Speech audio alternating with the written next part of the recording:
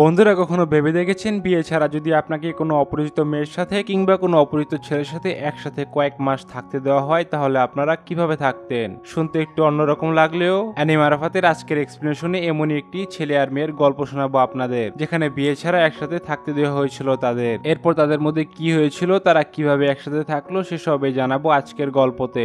আজকে আমরা এক্সপ্লেন করব মোর দ্যান ম্যারিড কাপল অ্যানিমের প্রথম এপিসোড। তাহলে চলুন শুরু করা যাক। গল্পের শুরুতেই আমাদের ঘুরতে থাকা একটি কয়েন দেখানো হয়, যাকে উপরে মেরে শ্রাইনে আকারি নামে একটি মেয়ে প্রে করছিল।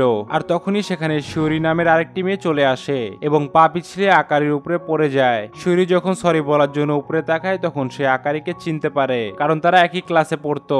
আর তখন শিউরি বলে, তুমিও কি এখানে প্র্যাকটিক্যাল ম্যারেজের জন্য প্রে করতে এসেছো? তখনই আকারি না না বলতে বলতে সেখান থেকে চলে যায়। এরপর সিন চেঞ্জ হয়ে আমাদেরকে জিরো আর কামো নামে দুই বন্ধুকে দেখানো হয়, যারা গেম খেলছিল। যখন তারা গেম নিয়ে কথা বলছিল তখন এই পিছন থেকে আকারি ও তার দুই বান্ধবী চলে আসে। আর আকারি তখন বলে, ওই বলদরা সর আমার রাস্তা থেকে। তখনই সাথে সাথে দুই বন্ধু তাড়াতাড়ি সরে যায়। এরপর আকারি যখন চলে যায় তখন কামো জিরোকে বলে, আকারি কত হট আর সুন্দর তাই না? এরপর আমাদেরকে স্কুলের সব থেকে কুল ও সুদর্শন ছেলে মিনামিকে দেখানো হয়, যাকে আবার আকারি অনেক পছন্দ করত। এরপরের সিনে আমাদেরকে জিরোকে দেখানো হয়, যে একা একা কি যেন ভাবছিল।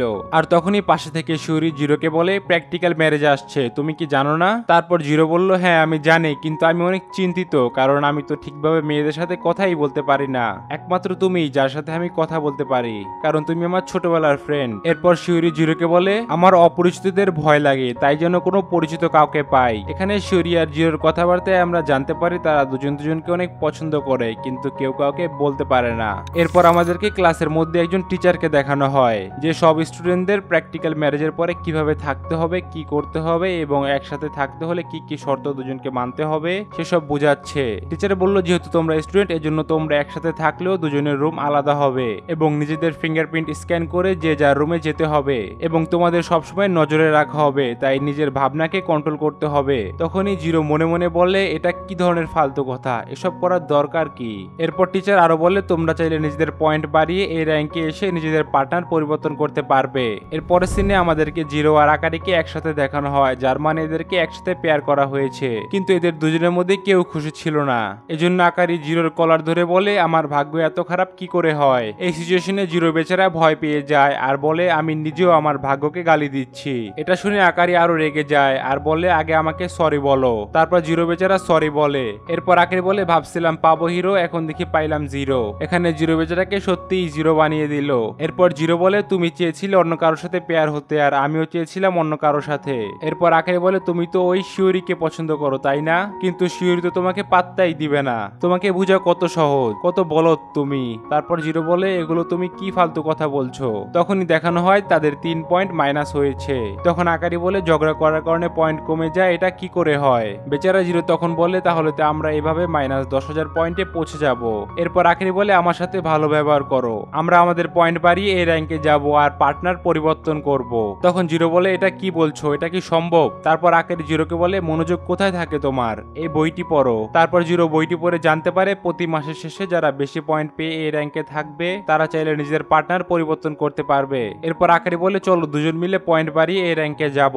তখন জিরো বলে, এই র্যাঙ্কে যাওয়া মানে তোমাকে আর আমাকে একসাথে। এটা বলে জিরো নিজের মনে উল্টাপাল্টা জিনিস ভাবতে থাকে। তারপর আকারি বলে, আরে ভার্জিন বাবু এত কিসের শরম? আর তখন তাদের একটি পয়েন্ট যোগ হয়। তখন জিরো বলে, এটা আমার ফার্স্ট টাইম, আমার অনেক পিপাসা পাইছে, আমি পানি খাবো। এরপর জিরো চলে যায় আর আমাদেরকে দেখানো হয় আকারি বসে বসে দুঃখী মনে বলছে, আমি চাই না মিনামিকে অন্য কোনো মেয়ে নিয়ে যাক, আমাকে পুরো চেষ্টা করতে হবে আর আমিও তো এগুলো ফার্স্ট টাইম করছি। এরপর সিন চেঞ্জ হয়ে আমাদেরকে মিনামি আর শিউরিকে একসাথে দেখানো হয় এবং আমরা সেখানে জিরোকেও দেখতে পাই, যে কিনা দেওয়ালের পিছনে দাঁড়িয়ে ওদের দেখছিল। তখন শিউরি মিনামিকে বলে, আমি অনেক খুশি যে আমাকে তোমার সাথে পেয়ার করা হয়েছে। আর তখন মিনামিও বলে, আমিও অনেক খুশি। এটা শোনার পর জিরো সেখান থেকে দৌড়ে চলে যায় আর মনে মনে বলে, আমার কি হয়েছে? আমার তো মনে হয় আমার কিছুই যায় আসে না, যদি শিউরি আমার নাও হয়। এর পরের সিনে আমরা জিরোকে বাসায় মন খারাপ করে বসে থাকতে দেখি আর তখনই পাশে থেকে আকারি বলে, ওই জিরোর বাচ্চা, পুরো দিন কি কানতেই থাকবি?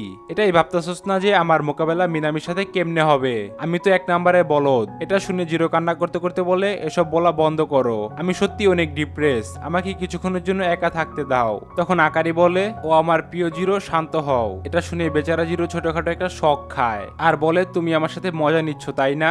তখন আকারি বলে, আমি মোটেও মজা নিচ্ছি না, চলো চলো দুজন মিলে কিছু সময়ের জন্য বিবাহিত কাপলদের মতো থাকি, যদি এই র্যাঙ্কে জিতে পারি তাহলে আমরা পার্টনার চেঞ্জ করে নিব। এটা শুনে জিরো লজ্জা পায় আর বলে, আমি কখনো বিবাহিত কাপলদের মতো থাকার কথা চিন্তা করিনি, এটা আমার দ্বারা হবে না, কারণ আমার তোমার মতো এত এক্সপিরিয়েন্স নেই। এটা শুনে আকারে একটু রেগে যায় আর বলে, জীবন ভরে কি ভার্জিন বাবু থাকার ইচ্ছা আছে নাকি? আর তখনই কলিং বেল বাজে। তখন জিরো দরজা খুলতে গিয়ে দেখে তার বন্ধু কামো এসেছে। তখন কামো বলে, তুই ফ্রি থাকলে আমার সাথে এমবি রোড যেতে পারবি? তখনই সাথে সাথে বেচারা মাইনকার চিপায় পড়ে থাকা জিরো আকারিকে বলে তাড়াতাড়ি বাসা থেকে বের হয়ে যায়। বন্ধুরা, এই অ্যানিমেটের মধ্যে কিছু ইনঅ্যাপ্রোপ্রিয়েট দৃশ্য আছে যেগুলো আমি স্কিপ করে এক্সপ্লেন করছি। যাই হোক, এরপর আমরা জিরোকে দেখি যে স্বপ্নে শিউরিকে কিস করার কথা চিন্তা করছিল। আর তখন আকারি বলে, এখন ঘুমের মধ্যেও তুমি উল্টাপাল্টা কথা বলছো, সব কাজ কি আমি একাই করব? এখন উঠো আর আমাকে সাহায্য করো। এরপর জিরো উঠে আবারও মনে মনে উল্টাপাল্টা চিন্তা করতে থাকে। এটা দেখে আকারি ছুরি হাতে নিয়ে বলে, এখনো তুমি ওখানেই বসে আছো, তুমি উঠবে নাকি আমি আসবো? আর তখনই জিরো লাফ দিয়ে উঠে যায়। এভাবেই এক সপ্তাহ পার হয়ে যায়। এক সপ্তাহ পরে আমরা জিরোকে তার টিচারের সাথে কথা বলতে দেখি। তখন টিচার জিরোকে বলে, আজকে ক্লাস শেষে তুমি আর আকারি আমার সাথে স্টাফ রুমে দেখা করবে। এরপর সিনে আমাদেরকে শিউরি আর মিনামিকে একসাথে দেখানো হয়, যেটা আবার জিরো দেখে ফেলে। এরপর জিরো ক্লাসে গিয়ে মন মারা হয়ে কান্না করতে করতে মনে মনে চিন্তা করে, শিউরি আর মিনামির মধ্যে সবকিছু ভালোই চলছে, তাহলে আমার মনে হচ্ছিল আমাকে এরকম মন খারাপ দেখে শিউরি আমার সাথে কথা বলবে, কিন্তু ও তো আমার দিকে দেখছেও না, মনে হয় ওরা দুজন ক্লোজ হয়ে গিয়েছে। বেচারা জিরো এসব ভেবে ভেবে একা একাই কান্না করছিল। এরপর সিন চেঞ্জ হয়ে আমাদেরকে স্কুলে ছুটির সময় দেখানো হয়, যেখানে জিরো ও তার ফ্রেন্ড কামো একসাথে গেম নিয়ে কথা বলছিল। তখন পিছন থেকে আকারে দৌড়ে এসে জিরোকে বলে, আজকে আমার বাসায় আসতে দেরি হয়ে যাবে, কারণ আমি ক্যারিওকে যাব, মিনামিও সেখানে আসবে। তখন জিরো বলে, কিন্তু টিচার আমাদের ক্লাস শেষে তার সাথে স্টাফ রুমে দেখা করতে বলেছিল। তখন আকারে বলে, তোমাকে টিচারের সাথে একাই দেখা করতে হবে, পরে আমাকে জানিয়ে দিও কি বলেছে। এটা বলে আকারি সেখান থেকে চলে যায়। তখন জিরো বলে, আজকের দিনটাই খারাপ। এরপর স্টাফ রুমে জিরোকে আমরা তার টিচারের সাথে কথা বলতে দেখি। তখন টিচার জিরোকে বলে, এই প্র্যাকটিক্যাল ম্যারেজ কোনো মজা নয়, এটা তোমাদের কোর্সের একটা অংশ, গ্র্যাজুয়েশনের জন্য এটাতে পাশ করা জরুরি। তোমাদের স্কোর এক সপ্তাহ ধরে না উপরে গিয়েছে না নিচে, এভাবে চলতে থাকলে তো তোমরা গ্র্যাজুয়েট হতে পারবে না। এজন্য আকারের সাথে কথা বলো আর তোমাদের মাঝে সমস্যাগুলো ঠিক করো। এরপর জিরো স্টাফ রুম থেকে বাইরে এসে বসে বসে মনে মনে ভাবতে থাকে, বলাটা সহজ কিন্তু কাপলদের মতো থাকাটা কঠিন। আর এসবের সাথে আর উল্টাপাল্টা জিনিস মনে মনে চিন্তা করতে থাকে। তখন পিছন থেকে শিউরি বলে, আরে জিরো তুমি এখনো স্কুলে? তখন জিরো কিছুটা চমকে বলে, শিউরি তুমি এত দেরি করে স্কুলে কি করছো? এরপর শিউরি বলে, আজকে আমাদের কমিউনিটি মিটিং ছিল, আমি কি এখানে বসতে পারি? তখন জিরো বলে, তোমার কাছে ছাতা আছে? তখন শিউরি সেখানে একটি পোকা দেখে জিরোকে জড়িয়ে ধরে, আর তখন জিরো লজ্জায় পুরো লাল হয়ে যায়। এরপর শিউরি বলে, সরি, আজকে সকালে আমি আসার সময় একটি বড় পোকা দেখেছি, আমি ভেবেছিলাম ওই পোকাটাই। তখন জিরো বুঝতে পারে সকালে ওই পোকার জন্যই শিউরি মিনামিকে জড়িয়ে ধরেছিল। আর তখনই মিনামি সেখানে শিউরির জন্য ছাতা নিয়ে আসে। শিউরি তখন জিরোকে তাদের সাথে যেতে বলে, কিন্তু জিরো তাদেরকে পাঠিয়ে দেয় আর একা একা সেখানেই বসে থাকে। একটু বসার পর সেখানে আকারি জিরোর জন্য ছাতা নিয়ে আসে আর তারা দুজন একসাথে বাড়ির দিকে যেতে থাকে। আর তখন আকারি বলে, তোমার সাথে ছাতা শেয়ার করেও কোনো মজা আসছে না, দেখো তুমি চাইলে শিউরিকে বাইরে নিয়ে যেতে পারতে, তাহলে আমিও এখন মিনামির সাথে ছাতা শেয়ার করতে পারতাম। তখন জিরো শুধু একটি কথাই বলে, সরি। এরপর আকারি বলে, যাই হোক তাড়াতাড়ি বাসায় চলো, আমার অনেক ক্ষুধা লাগছে। এরপর সিন চেঞ্জ হয়ে আমরা আকারি আর জিরোকে একসাথে খেতে দেখতে পাই। তখন জিরো ও আকারি একজন আরেকজনকে খাওয়াই দিচ্ছিল। আর এই সুন্দর খাওয়া অবস্থায় প্রথম এপিসোডটি শেষ হয়ে যায়।